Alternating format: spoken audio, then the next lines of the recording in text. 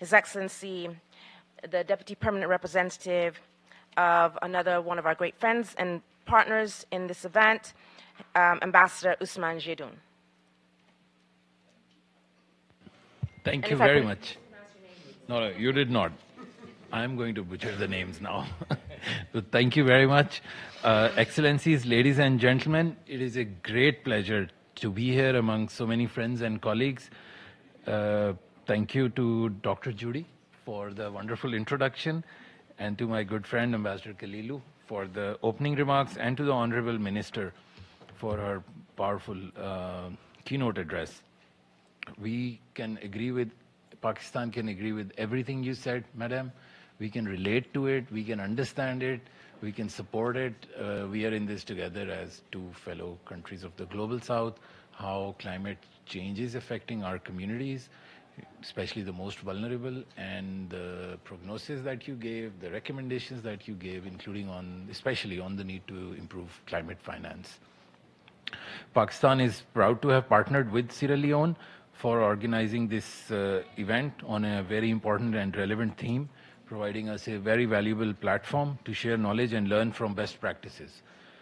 These initiatives are crucial in bridging the gap between climate policy and disability rights, ensuring the unique needs of persons with disabilities are considered in our collective response to the climate crisis.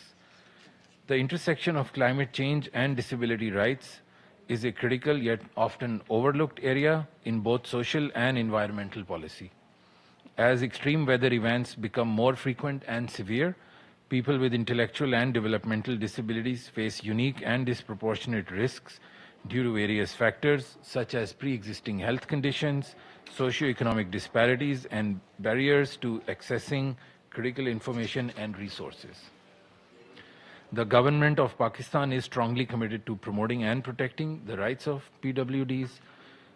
Pakistan ratified the Convention on the Rights of Persons with Disabilities in 2011. In 2020, the Parliament of Pakistan adopted legislation which focuses on enhanced political participation of persons living with disabilities, equity in education and employment, equality before the law, ease of access and mobility, and protection from violent, abusive, intolerant, and discriminatory behavior. Pakistan is also one of the world's most vulnerable nations to the impacts of climate change, and accordingly, learning from our own past experiences, the National Disaster Management Plan 2025 of Pakistan has incorporated disability-inclusive practices and policies. The government has also established National Council for the Rehabilitation of Disabled Persons, which is responsible for coordinating and promoting the rehabilitation of disabled persons. Allow me to conclude by emphasizing 6 key recommendations for developing disability-inclusive policies. First, we must develop accessible early warning systems and evacuation plans tailored for persons with disabilities, as well as allocate resources to make shelters disability-friendly. Second, establish monitoring bodies to ensure compliance with disability laws and quotas. Third, promote disability rights through public awareness programs targeting urban and rural populations. Fourth, provide vocational training and microfinance opportunities for PWDs to enhance their financial independence. Fifth, implement community-based rehabilitation programs to bridge the gap between PWDs and mainstream them in the society.